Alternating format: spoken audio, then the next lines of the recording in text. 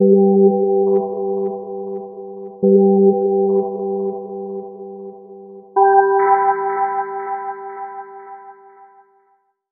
guys, in our last video we talked about measures of center, or a way to describe a set of data using a single number. And we talked about mean, and we talked about median, and we talked about mode. But now I want to talk about another statistic, and I'm going to use these two students as an example of why we need more statistics than just measures of center. So if you look at student A and student B, and what I have listed are 6 of their test scores listed from least to greatest. And you'll notice that student A had a mean of 75% and a median of 75% on their tests, and student B had a mean of 75% and a median of 75%. So just looking at the measures of center, you might say that these two students are identical students, but looking at their individual test scores, you can see that they clearly are not. There's a big difference between student A and student B and how they got those averages and those medians. So the measures of center don't always tell the whole story. We can tell that student A had a wider variety of scores, and student B was very consistent, getting the exact same score on every single test. So we need some type of measure to tell us how consistent our data is, or how similar our data is to each other, or how clustered our data is to each other. And that's what we're going to talk about today. We're going to talk about measures of variability. Now, measures of variability are measures that are used to describe the distribution of data, or in other words, how spread out it is. And we've got a lot of vocabulary that we're going to have in conjunction with this. And one of those is the range. And the range, you may have heard of, is the difference between the highest and the lowest values in a set of data. So if we just look at the highest and the lowest values, we can get an idea of how spread out our numbers are. Or we can use things called quartiles, and those are values that divide a set of data into 4 equal parts. And the first quartile being the value that divides the lower half of the data in half, and the third quartile is the value that divides the upper half of the data in half. And of course, the median that we learned about last time is the value that cuts the entire data set in half. And then we'll also talk about something called the interquartile range, which we will abbreviate as the IQR. And that's simply the distance between the first and the third quartiles. And then, of course, we'll talk about things called outliers. And outliers, we usually refer to those as just any extreme values, but that's kind of subjective. So we need to have some way to define an outlier, and that's any data point that is more than 1.5 times the IQR beyond the quartiles. So again, variability describes the following things: how spread out our data is, or how consistent the data is, or how clustered the data set is. Variability does not describe where the center is. That's what our mean, median, and mode are used for. It does not describe what a typical value is. It doesn't really tell us much about the values. It tells us more about how spread out our data set is. That's important to understand. We will discuss 2 measures of variability in this video. One of them is the range, and one of them is the IQR. So first, let's talk about the range. And the range is just simply the distance between the highest and the lowest values in a data set. So in this dot plot, we have our study time, or different numbers of study times in minutes that were recorded. And we want to find the range of our data set. So it's pretty easy to find the range of a data set. We simply find the maximum value here, which was 38 minutes of study time, and the minimum, one of these guys right here, there's 2 of them that were 10, and we find the distance between those 2. So we would say the range of values here is 28 minutes, meaning there's 28 minutes difference between the shortest study time and the longest study time. And again, I want to make the point that this 28 minutes does not tell us what a typical amount of time spent studying was. Okay, that's for our measures of center. This is simply telling us how spread out the dots are on this number line. Let's take a look at another one.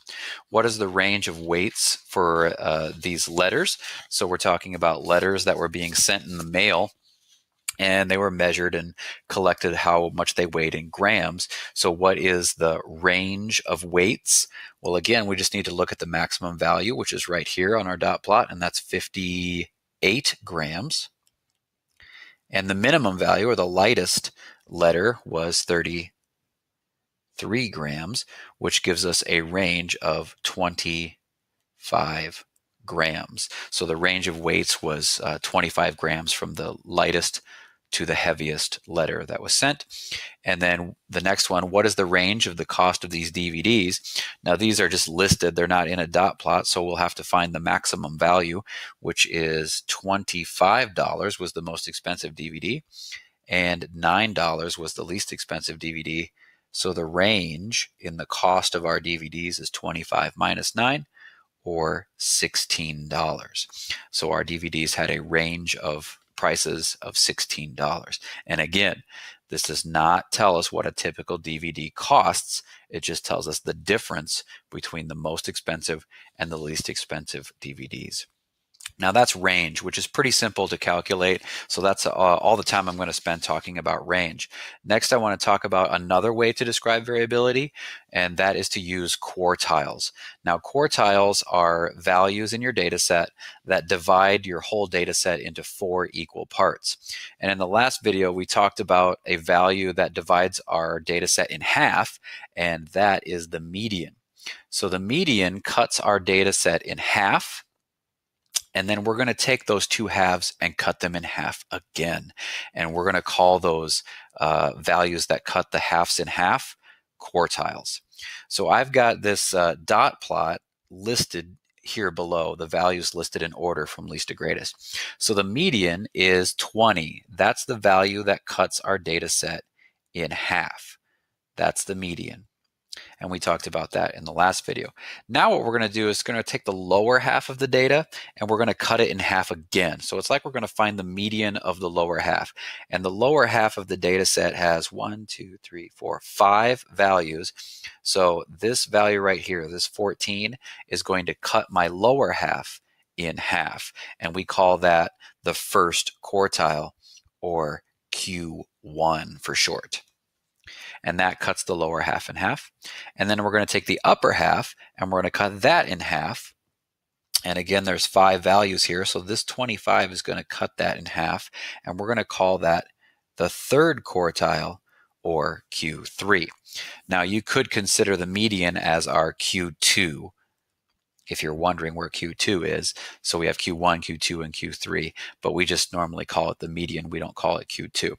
So what this does is it gives us a little bit better idea about how our most of our data is spread out.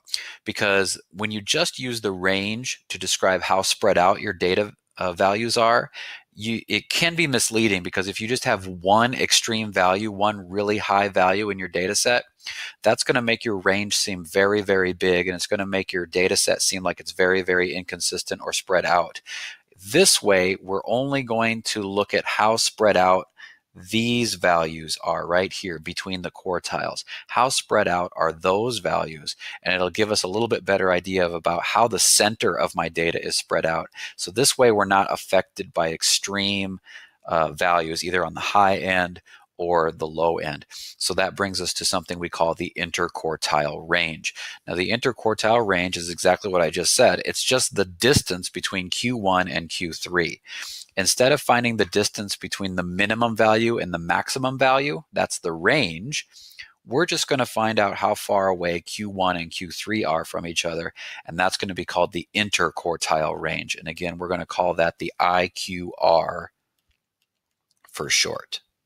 Okay, and it says here the interquartile range is a more reliable measure of variability when there are outliers, because it only describes how spread out the middle half of the data is, whereas the range is dramatically affected by outliers. Our IQR will not be affected by outliers at all.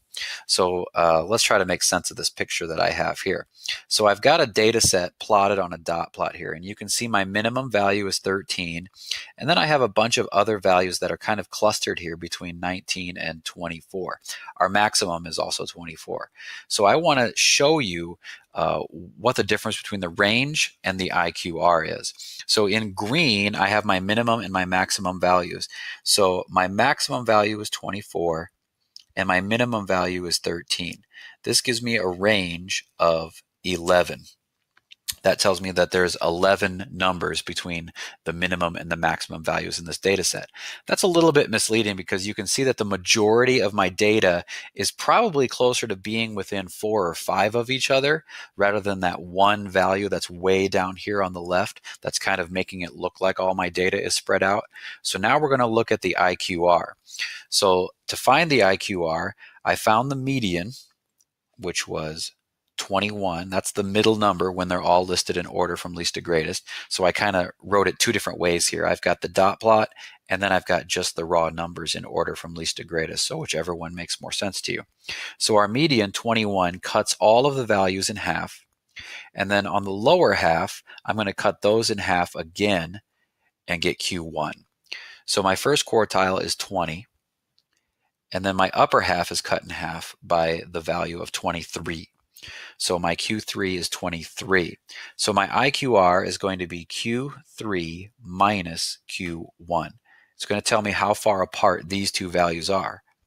And that's 23 minus 20, which is 3. So we can see that that's a much smaller value, and it makes a little bit more sense to say that most of my numbers are kind of clustered within 3 of the median. So if I look at the median and then I go up 3, that gives me 24. And if I go down 3, that would give me 18. So really all of my data is within 3 of the median, except for that one outlier that made it look like all my data was spread way out. So that gives us an idea or a picture of how IQR is a little bit more reliable than range.